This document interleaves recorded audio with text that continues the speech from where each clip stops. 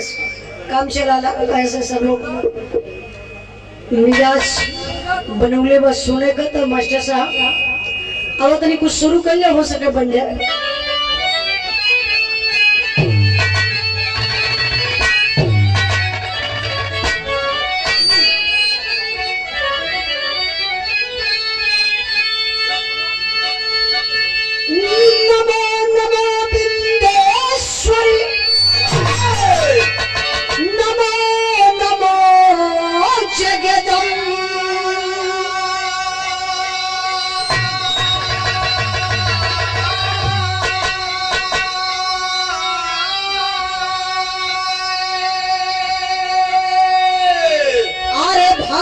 जनों के कार्य ही तुम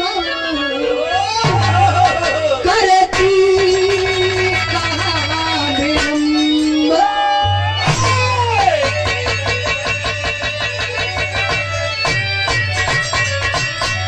टोन होना चाहिए। वाकई में आप इंसान है। भैया का फोन 4 बजे गई है, कलम याद हो ना? डायरी पर लिखा गया तो भैया याद रही। बहुत अच्छे इंसान है वाकई में। सरदार अच्छा ओम प्रकाश भैया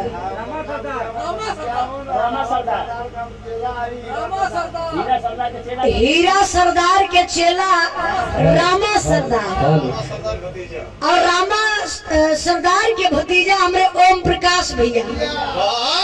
आज के नौसा बादशाह जी दूल्हे राजा जी के आप बड़े भैया जी हैं। सुंदर पुष्पहार, शानदार एक बनारसी गमछा, इसाफा और 501 रुपए का पुरस्कार हमारे बड़े भैया ओम प्रकाश यादव जी की तरफ से, और 501 रुपए का पुरस्कार सरदारों के सरदार रमा शंकर सरदार। एक बार जोरदार ताली बजा के आप लोग स्वागत सम्मान कर दी।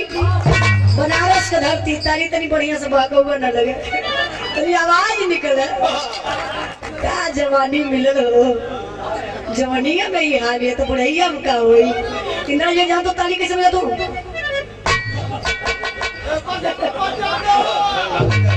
ताली बजावा, तेरी बाजू में दम हो तो देखावा।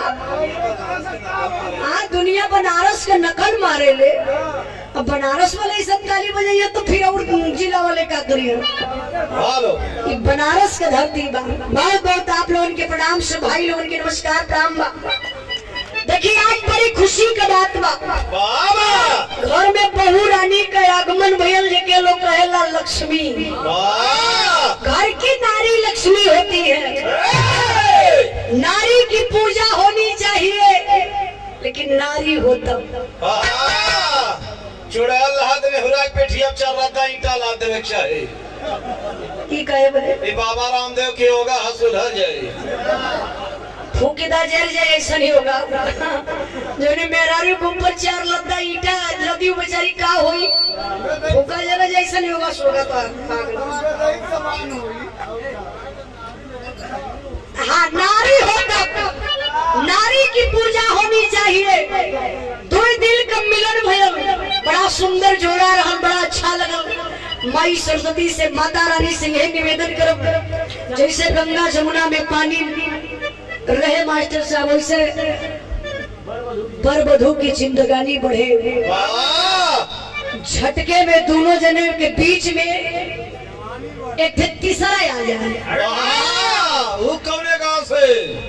अरे मूर्ख राम, तीसरा कौनो गांव से वाला काका